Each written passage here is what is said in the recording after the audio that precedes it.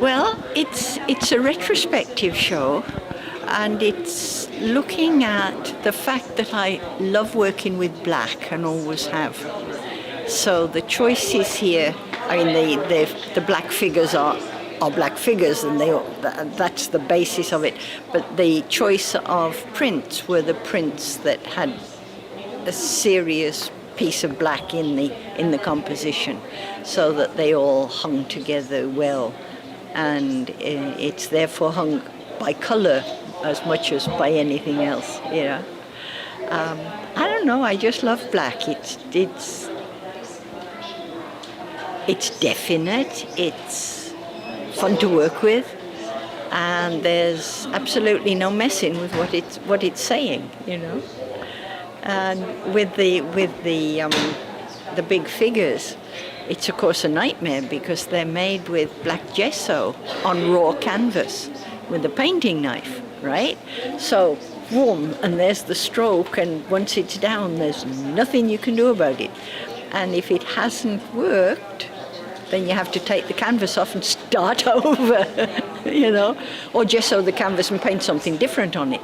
But you can't, so it's, in one sense, it's really unsatisfactory to paint if you want a good paint, because it doesn't actually take very long, but it's got to be exactly right, or it doesn't work.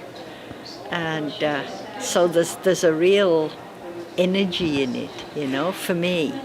And it's been a number of years of exploring how little you can put on canvas for people to realize that they're looking at people, and it can be very remarkably little, right? And how much white space people can stand.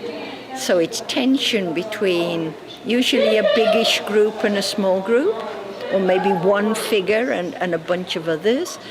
And there's all this white space in between that's holding the tension. And some of them, there isn't one here that's hugely white, but some of them early on just had, you know, massive amounts of white space that was just holding together by a thread. You know, could I stand it? Could anybody else stand it? You know, and that's fun. You know, and so it was an interesting exploration to see how people reacted to the shapes and the space, above all to the space. And then I would add the color later.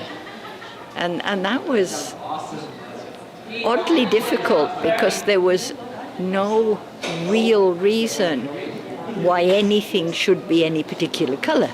Not like when you paint something, you know, whether you're painting an abstract or you're painting a still life or whatever, there's a reason for the colors to be the colors. But when you've got a black and white painting that you actually like as black and white, but which needs a bit of color to make it pop, it doesn't actually, it's the balance of the painting that requires where the color goes. And that's really scary, because if you've got a painting you really like, you know, and then you put a stroke of red or green or something, and it's like, oh, wish I hadn't done that. You know? And I have a friend in the art group that we meet every month, and we have ever since we left art college, so 12 years or more. And she always makes little cutouts of paper and puts them on to see how it looks, you know. But I'm too impulsive for that. I go, then, oh yeah, you know. Even when I intend to make a cutout and put it on, I never actually do it. You know. So it's they're fun to do. They're interesting to me to do, and the subjects have changed over the years. I had a Spanish phase where I did flamenco, and I did, because I'd got a tool that made a beautiful fan if I just did that. So I did a bunch with fans. And then recently I've been doing little kids playing, right? Jumping in puddles and playing marbles and things. And I was sitting there a couple of days ago, and a man came up with his friend and said, "Look at these kids playing marbles. I love these kids playing marbles." So we talked to him. I was with a friend. Turns out that kids don't play marbles anymore, that they play online. Can you imagine playing marbles online, you know? I mean, the fun's sitting in the dirt and drawing the circle and boom, somebody's marble, right? And I don't know, maybe what I'm doing is documenting history. You know? At least kids still jump in puddles. But, you know, it's, so who knows what the next thought will be. But, that's what there is at the moment. How do you choose the paintings that we are seeing here and the prints for the show? Well, the paintings are all the major ones I still have, right? And the prints are two kinds of prints. The way I usually make them, with a plate and with shadows, and some in a new way I'm experimenting with that I can do without a press. But essentially chosen because they had black figures or some serious black in the background, so that they sat well. Once I decided to call the show Basic Black, right? The prints had to have black in them, right? And I had a lot because, as I say, I like doing black. Yeah. But they can look a bit threatening. There's one down there that I quite like called Watching. There's two black figures, and then there's layers and layers of coloured shadows of a crowd, you know. And it's like, who are those two, you know? Yeah, nowadays it's like, wow, yeah. Yeah. But in fact, as somebody said the other day when they looked at it, they said, "Oh, yeah, well, but the others are all looking back, aren't they? You know, who's watching whom here?" Mm-hmm. So, and it's fun to hear people interpret, you know, because I don't use faces. I'm not really very interested in faces. I think bodies, and particularly backs, tell you a lot, yeah?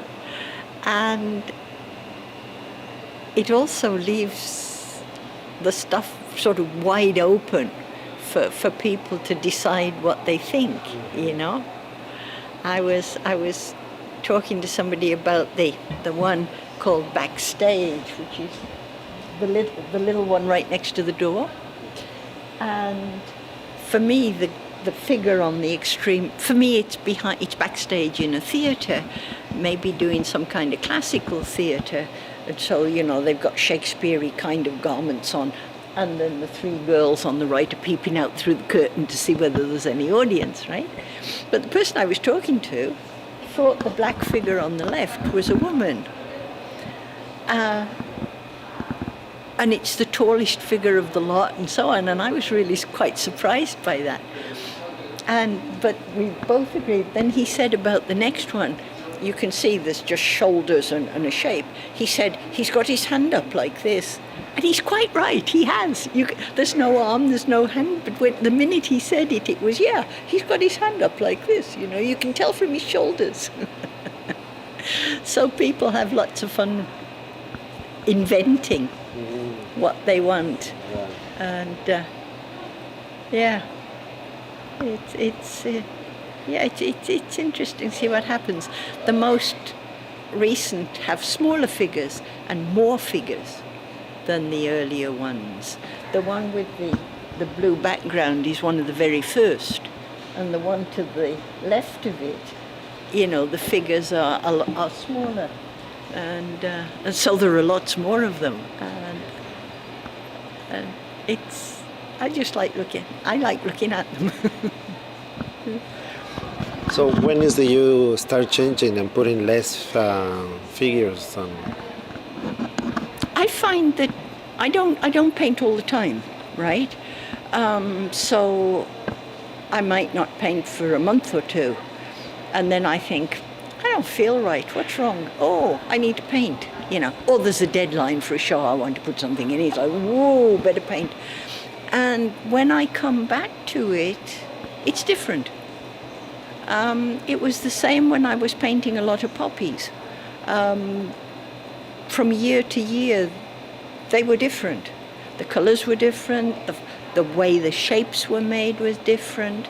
And so I think it just evolves, you know. And I don't know, for whatever reason I'm making smaller shapes than the big ones for the moment, but who knows what will happen next, you know.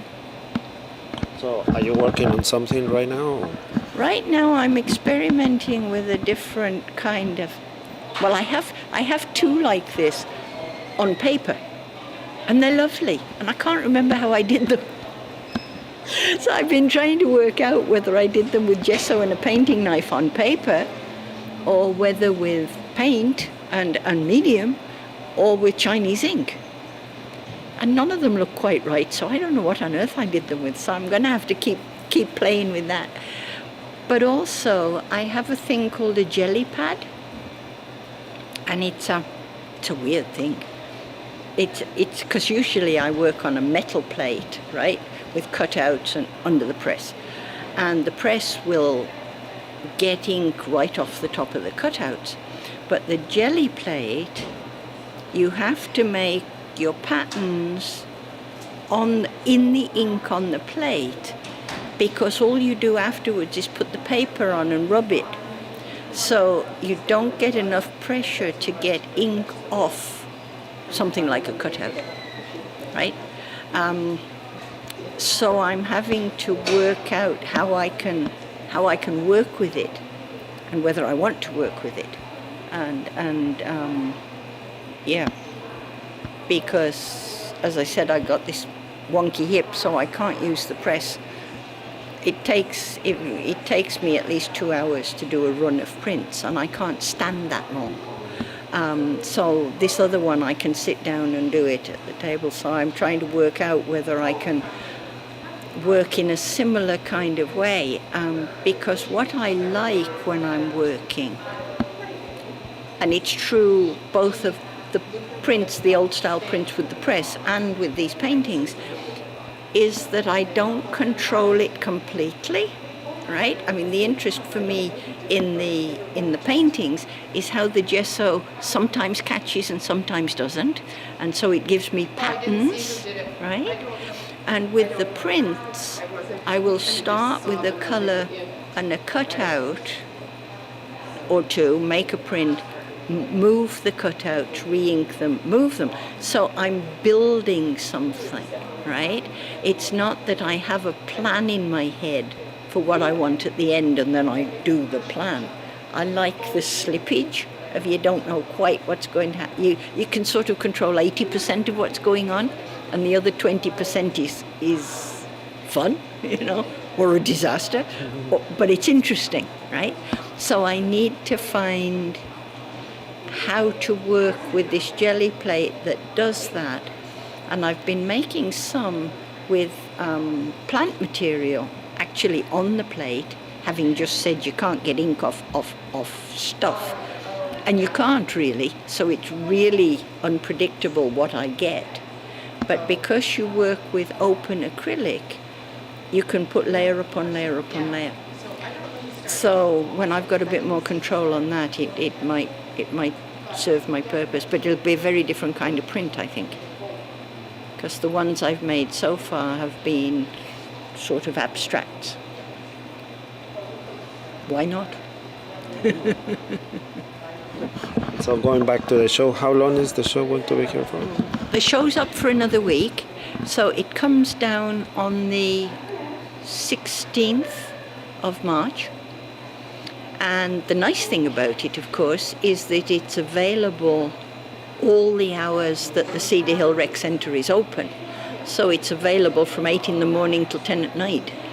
And that's nice, because people can drift in, there's good parking, people can just wander in for a minute and then go on their way, you know. You don't have to worry about being there when the gallery's open. If you want to be there when the cafe's open, you might want, your hours are a bit more restricted. But Lots of time. yes, and it's a nice space, good light, you know, lots of space for the paintings. I like them because the thing with these black ones is they don't hang very well together with sort of regular paintings with a lot of color and things. For some reason, instead of standing up and saying I'm black and white, they sort of fade back and let the color take over. So they're better hanging together and not with violently colored paintings. Yeah, and so this is the place to see them, because chances are they wouldn't get into Souk and they wouldn't get into Sydney. They never. One got into Souk one time, a really big one, but you know, generally speaking, they don't stand up well against regular traditional or regular paintings. But I think of them as very urban paintings, sophisticated, elegant, as opposed to full of paint. That's rude, isn't it? But yeah, it's that's how I feel about it.